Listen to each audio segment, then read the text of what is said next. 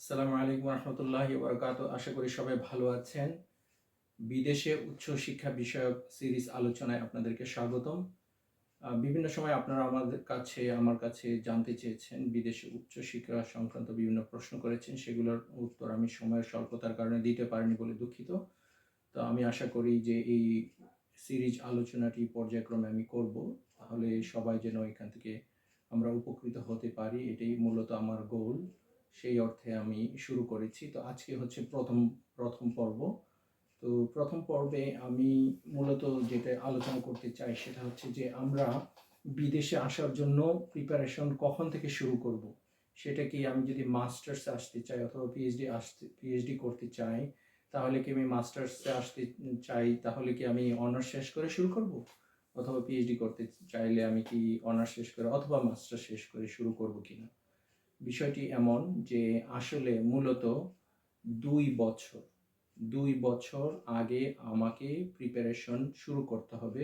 যেদিন আমি নিজেকে দেখতে চাই যে আমি ইউনিভার্সিটিতে অ্যাডমিশন নিয়েছি, আবার আমি বলবো কমপক্ষে 2 বছর 2 বছর আগে আমার সেই প্রিপারেশনটি শুরু করতে হবে। কারণ এখানে প্রস্তুতির মধ্যে অনেকগুলো ফ্যাক্টর আছে।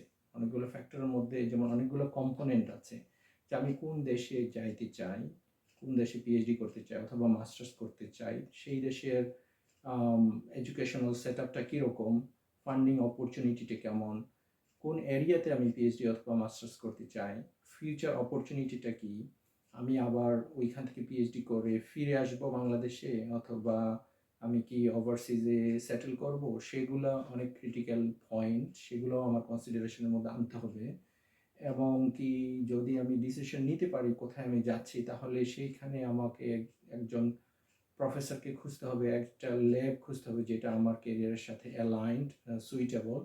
তো সেইটা একটা ফ্যাক্টর, যেমন ফাইভ ফিঙ্গার্স ওয়ার্ক টুগেদার। তো এরকম হচ্ছে যে আমি যখন বিদেশে পিএইচডি করতে আসব, তাহলে আমার অনেকগুলো কম্পোনেন্টকে একসাথে আমাকে একসাথে আমাকে অ্যাকোমোলেট করতে হবে, যেন মানে একসাথে সবগুলো কম্পোনেন্ট একই সময়ে রেডি থাকে। সেই কম্পোনেন্টের মধ্যে অনেকগুলো কম্পোনেন্ট আমি কিছু আলোচনা করেছি, যেমন ল্যাঙ্গুয়েজ রিকোয়ারমেন্ট যদি আমার ফুলফিল করতে হয়, সেটা যদি রিকোয়ারমেন্ট থাকে কান্ট্রি অথবা ইনস্টিটিউশনের রিকোয়ারমেন্ট, তাহলে সেটা আমাকে কমপ্লিট করতে হবে earlier. I need lot of time to prepare for that. Again, if I want to do PhD, so then again I need to prepare for few publications, so that I can prove myself that earlier কিছু publication লাগবে, যেখানে আমি আমার যে research একটা exposure আছে সেটাকে proof করার জন্য। তো সেটা সাফিসিয়েন্ট সময়ের দরকার, সেই ক্ষেত্রে অনেক সময় 2 বছর ইজ নট এনাফ, তাহলে আমি বলবো। তা আবার হচ্ছে যেমন এমন কি আমাকে ড্রাইভিং শেখা লাগবে হয়তো অনেক কান্ট্রিতেই, without driving it will be very difficult. So এই আছে অনেকগুলো কম্পোনেন্ট। তো আজকে এই আলোচনার ফোকাস যেটা ছিল সেটা হচ্ছে যে এগেইন আমি বলবো যে কখন আমি প্রিপারেশন শুরু করব। Minimum 2 years.